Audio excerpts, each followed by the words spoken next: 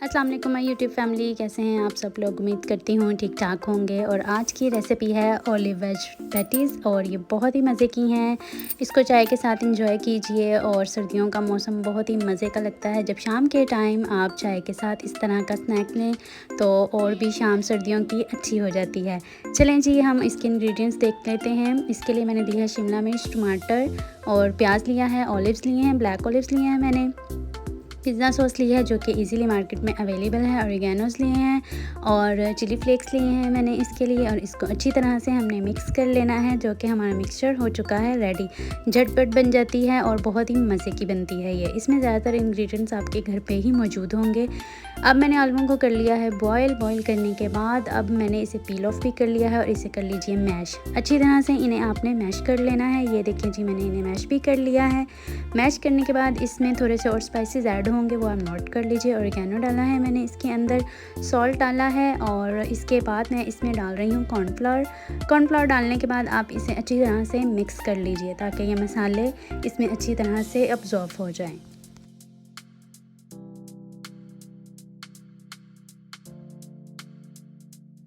जी जनाब, अब मैं आपको बताती हूँ कि हमने पैटी में वेजिटेबल्स की फिलिंग्स किस तरह से करनी है। सबसे पहले आपने नॉर्मल साइज़ की पैटी बना लेनी है इस तरह से।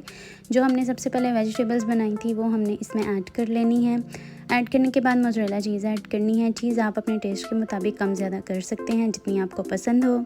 उसके बाद इस तरह से इसे फोल्ड करें और फिर से इसको पैटी की शेप दे दीजिए। ये देखें जी, पैटीज़ बन गई हैं। और इन पैटीज़ को इस तरह से बनाने के बाद आप फ्रिज में इसे रखें 10 से 15 मिनट के लिए, या जब तक आपने नहीं बनानी फ्रिज में रहने दें। उसके बाद आप ले लें जी कॉर्नफ्लावर में आप डालें पानी और इसको इस तरह से मिक्सचर बना लीजिए। ये मैं आपको दिखा लेती हूँ कि कितना थिक होना चाहिए। ये देखें जी।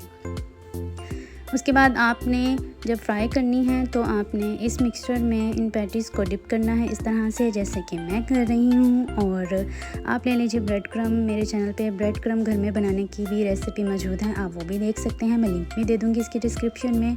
और इस तरह से आपने इसको ब्रेड क्रम कोट कर लेने हैं और इसको स्लो फ्लेम पे फ्राई कर लेना है। जैसे ही ये गोल्डन कलर में आ जाएगा, आपको मैं कलर भी दिखा देती हूँ जी। इसका कलर देखें कितना खूबसूरत है। इस तरह का जब इसका कलर आ जाए तो ये रेडी है बिल्कुल। इसको आप लोग चाय के साथ शाम के टाइम स्नैक टी इंजॉय कीजिए। बहुत ही मज़े की बनती हैं, बच्चों को भी बहुत पसंद आएंगी इंशाल्लाह। फिर हाजिर होंगी आपकी खिदमत में नई रेसिपी के साथ। अपनी दुआओं में याद रखिएगा। अल्लाह हाफ़िज़।